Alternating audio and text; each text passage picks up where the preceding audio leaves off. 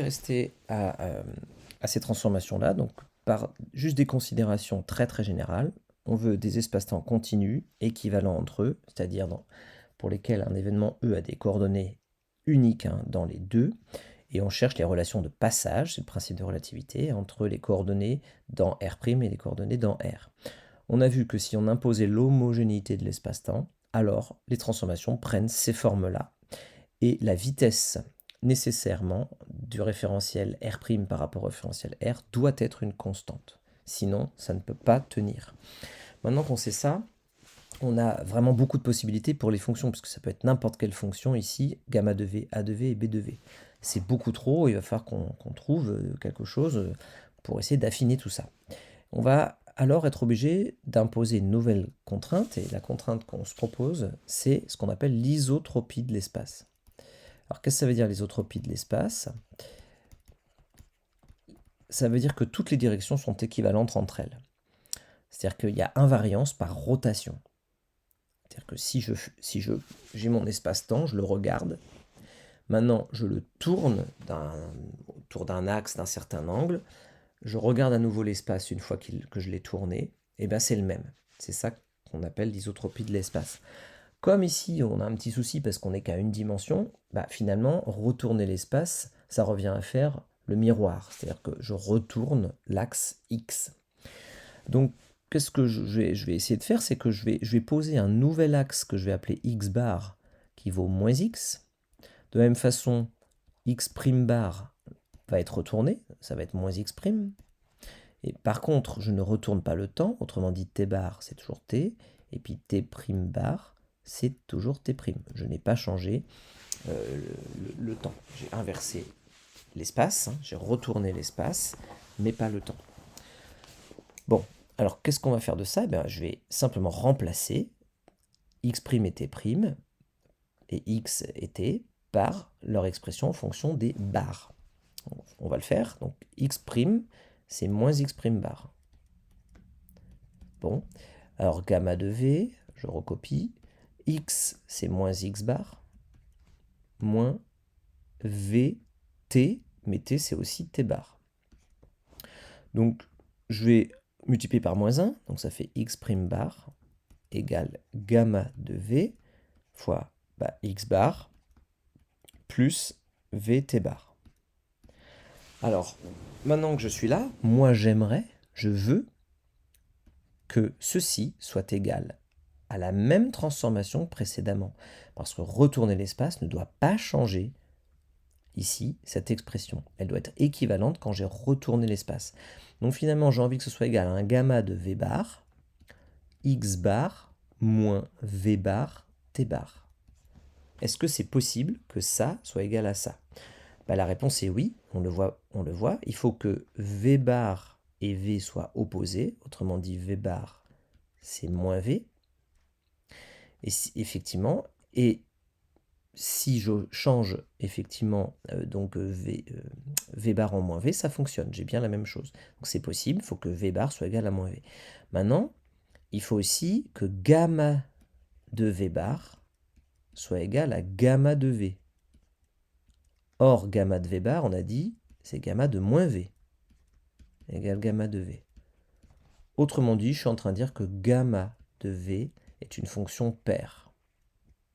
Bon, c'est pas super éclatant, mais au moins on a éliminé un certain nombre de fonctions.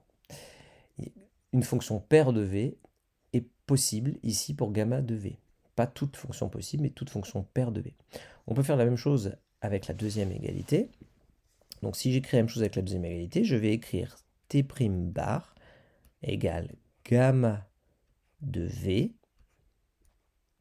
fois a de v t bar, t c'est t bar, moins b de v x bar, mais x bar c'est moins x, donc ça fait plus b de v fois x bar. Est-ce que ça s'écrit gamma de v bar, donc je réécris exactement la même égalité, avec des barres partout, donc fois a de v bar t bar, moins b de v bar x bar. Est-ce que c'est possible que ça soit égal à ça? Oui, à condition que b de v soit égal à moins B de V bar, ou B de V bar égale moins B de V. Il faut que B de V bar soit égal à moins B de V, et il faut que A de V bar, finalement, soit égal à A de V, par contre. Comme V bar, c'était moins V, ça veut dire que B doit être impair, et que A doit être pair. A de V doit être pair. Voilà. Donc on vient avec l'isotropie de l'espace de montrer que toute fonction paire de V convient pour gamma, toute fonction paire de V convient pour A, et toute fonction impaire de V convient pour B. Alors on n'est pas encore super avancé, mais bon, il y a du progrès. On arrive à affiner un tout petit peu plus nos fonctions. Alors, comment continuer? Eh bien, l'astuce que je développerai dans la prochaine vidéo, l'astuce, c'est de se dire maintenant, bah, ok, il y a R, il y a R', ok, R et R', mais imaginons que j'envisage un troisième référentiel R seconde. Pour passer de R à R', je dois pouvoir, pour passer de xt à x', il doit y avoir une vitesse u de R' par rapport à R, qui permet de passer de xt à x', via cette transformation, c'est cette transformation-là. Donc je peux trouver x', t' en fonction de x et t, et ici la vitesse, je vais l'appeler u. Une fois que j'ai fait ça, je connais x', t', et je peux donc en déduire x seconde, t seconde, ici, avec une vitesse que je vais appeler v. Donc en appliquant à nouveau cette transformation, je vais, en mettant x' et t' ici, je pourrais avoir x seconde et t seconde. Mais, puisque ces deux sont équivalents, et que ces deux référentiels sont équivalents aussi, cet espace-temps est équivalent à celui-là, cet espace-temps est équivalent à celui-là, donc cet espace-temps doit être aussi équivalent à celui-là. Il doit donc exister un chemin direct, donc une transformation, cette chose-là, il doit exister une vitesse W de R seconde par rapport à R, qui permet de passer directement de xt à x seconde, t seconde. Donc la vidéo suivante va consister à écrire cette succession ici de transformations. On va appeler ça une composition. La composition de deux transformations est une transformation.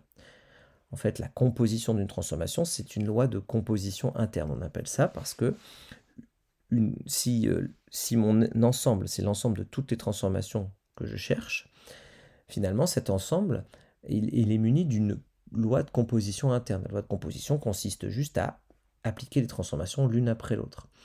Eh bien, je constate que la composition de deux transformations, ça doit être aussi une transformation. Donc, la composition doit être une loi de composition interne. En fait, on est en train de construire ce qu'on appelle un groupe en mathématiques, parce que un groupe, c'est quoi? C'est un ensemble. Mon ensemble, c'est l'ensemble de toutes les transformations possibles et imaginables que je cherche. La loi de composition interne, c'est simplement la composition de transformations, c'est-à-dire une puis l'autre. J'applique une transformation puis une autre après. Et cette composition est une transformation. Je veux que ce soit une transformation puisque les référentiels ici doivent être aussi équivalents.